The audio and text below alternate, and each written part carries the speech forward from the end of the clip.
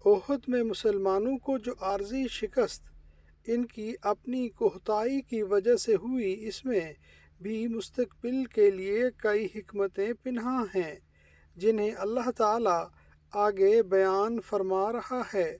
ایک یہ کہ ایمان والوں کو ظاہر کر دے، کیونکہ صبر اور استقامت ایمان کا تقاضا ہے۔ جنگ کی شدتوں اور مصیبتوں میں جنہوں نے صبر و استقامت کا مظاہرہ کیا، یقیناً وہ سب مومن ہیں۔ دوسری یہ کہ کچھ لوگوں کو شہادت کے مرتبہ پر فائز کر دے۔ آخری دونوں کا مطلب گناہوں سے پاکی اور خلاصی ہے۔ فتح القدیر مرحوم مترجم نے پہلے معنی کو اختیار کیا ہے۔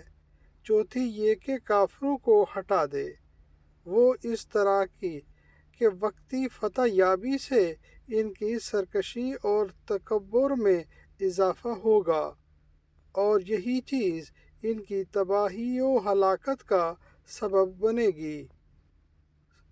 سورہ آل عمران آیت نمبر 141۔ حوالہ ترجمہ و تشریح تفسیر احسن البیان۔ اعوذ باللہ من الشیطان الرجیم، بسم اللہ الرحمن الرحیم۔ وَلِيُمَحِّصَ، تاکہ پاک صاف کر دے اللہ تعالی الذین آمنوا، جو ایمان لائے، وَيَمْحَقَ، اور مٹا دے کافرین، کافر کی جمع کافرین۔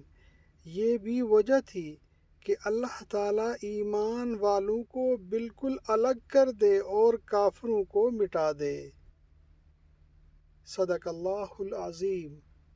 اللہم صلی علی محمد وعلی آل محمد کما صلیت علی ابراہیم وعلی آل ابراہیم انکا حمید مجید۔